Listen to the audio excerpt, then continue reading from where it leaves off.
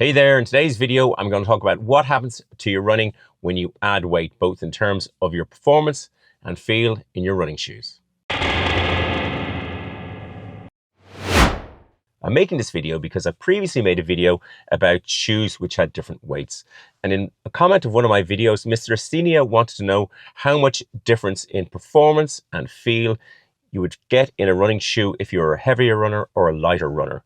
I'm 82 kilograms, he's 100 kilograms. And I thought I'd try and do a little experiment. So today I'm going to strap on a 5 kilogram vest and go running on the track and on the treadmill and see what the differences are. As always, this video might be long. There are chapter markers down below, so you can skip on through to the bits you might be interested in. Let's get going.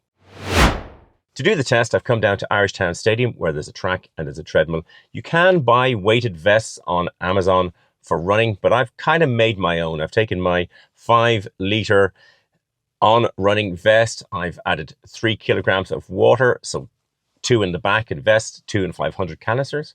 I've put 2 beer cans, easy and safe, and they go down the side. And I've added some little weights that I've bought for another experiment to make the entire weight 5 kilograms. And I'm going to run a bit on the treadmill with and without the jacket, and then a bit on the track with and without the jacket.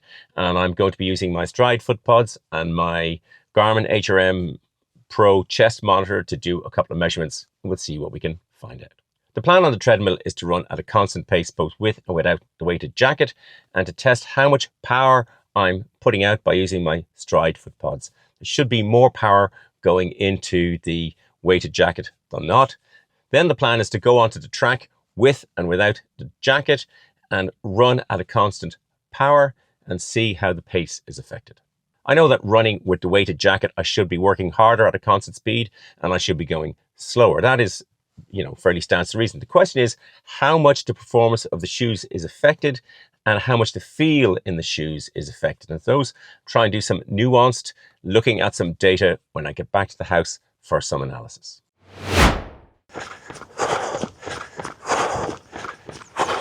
So how did all that go? Well, it was interesting. The treadmill, it was very noticeable in the treadmill. As soon as you put on the weighted jacket, your heart rate went higher because it was a constant speed, 12 kilometers an hour, 5 minutes a kilometer. Because it was a constant speed, that's pretty much what I thought would happen. Your heart rate would go up. You're having to work harder to maintain the constant speed.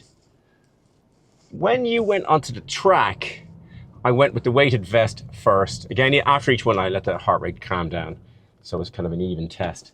But it was, it was much more noticeable. With the Stryd power unit, it's often hard on the track to maintain a very set speed. But with the higher weight, it was much easier. When I was without the weighted jacket, my inputs via the shoes was much more lively, shall we say. Now, I wasn't going particularly quickly, but I was much more lively, much more responsive, much more difficult to maintain a constant speed because the Vaporfly 3s always wanted to go. The shoes, in terms of the feel, there was definitely, the shoe felt less responsive with the higher weight on the track. That would be, I suppose, what you'd expect. But I did come to some conclusions that I'll come up to when I analyze the data at the end. I will come up to some conclusions because the question was really about the performance of the shoe and the feel relative to the weight. So I'll go back, look at some data, and then come to some conclusions. Before we look at the testing data, a little bit about the testing gear. Now, in this test, it's about adding weight. I have the same power, so I'm not changing my power. I may fluctuate up and down, but I myself have the same amount of power. I've picked the Vaporfly 3s as my lightweight racing shoe, which I would do for these kinds of tests. I'm using an HRM Pro chest monitor from Garmin, linked to my FR955, and I'm using the Stryd Footpod Duo, one in each of the Vaporflies. That's attached to my Apple Watch Ultra. That's how I'm collecting the data. And for the running field, well, I'm using myself to figure that out. And for those of you interested in what it's like when you add weight to the shoe, I'm hoping to do that in a coming video. To look at the data, we'll go through the heart rate first on the treadmill. I warmed up for 10 minutes, then I ran for 4 minutes at a constant speed of 12 kilometers per hour, 7.46 miles an hour. And I got the heart rate level before I did each of the sessions. First, I ran lightweight without the jacket, and my heart rate was 139 beats per minute. And then when I put on the 5 kilogram jacket and ran, same distance, same pace, it was 153 beats per minute. So the heart rate went up by about 10%, which you'd expect. You'd be working harder with the jacket on at the same speed. The data showed it and I could feel it. Then I went out and ran around the track, first with the weight on and then with the weight off. And I did 800 meters at a constant power. The idea being that if I could see the constant power and see how the pace would vary, and the power was about 305 watts as measured on my Stryd. Now, just for the heart rate in this session, I'll go through the other details next, but just for the heart rate, it was about the same. In run 1 with the 5 kilograms, it was 161 beats per minute. And in the second lighter run, it was 157 beats per minute. But you'd kind of expect that because I was trying to run at a constant power. The speeds would vary, but the heart rate would remain more or less the same. I'll use the Stryd Footpod Duo to analyze the data from the track sessions, and I'll show them on the screen here. I picked a 400 meter data set from each of the sessions to try and get, it was an 800 meters run, and just to allow time to ramp up and then steady the speed and then ramp down. So I picked a 400 meter data set, 1 lap of the track of each. The power was as close as I could get, 307 watts without the jacket and 306 watts when I had the 5 kilogram jacket. And had the same Stryd, which was 1.13 meters.